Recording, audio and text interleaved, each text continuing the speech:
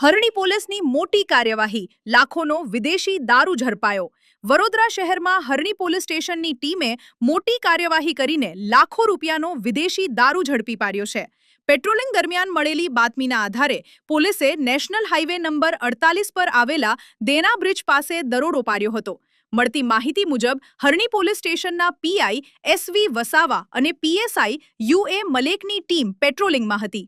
આ દરમિયાન પોલીસને બાતમી મળી હતી કે એક કન્ટેનર ટ્રકમાંથી પિકઅપ ડાલામાં દારૂનું કટિંગ કરવામાં આવી રહ્યું છે।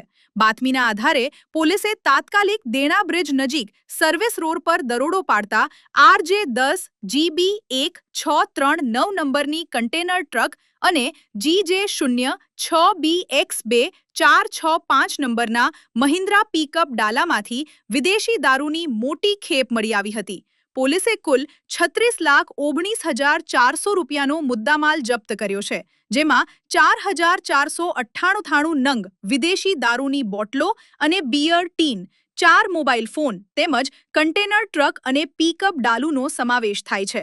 આ કામગીરી દરમિયાન પોલીસે 4 આરોપીઓની ધરપકડ કરી છે, જેમાં હરિયાણાના અસીફ ખાન જુબેર ખાન અને હામિદ હુસૈન દિન મોહમ્મદ તેમજ વડોદરાના અજમલ હસન તાહિર હસન પઠાણ અને અતિક અહેમદ વકીલ અહેમદ પઠાણનો સમાવેશ થાય છે, જ્યારે સુનિલ ચૌધરી નામના શખ્સને વોન્ટેડ જાહેર કરીને તેની શોધખોળ હાથ ધરવામાં આવી છે।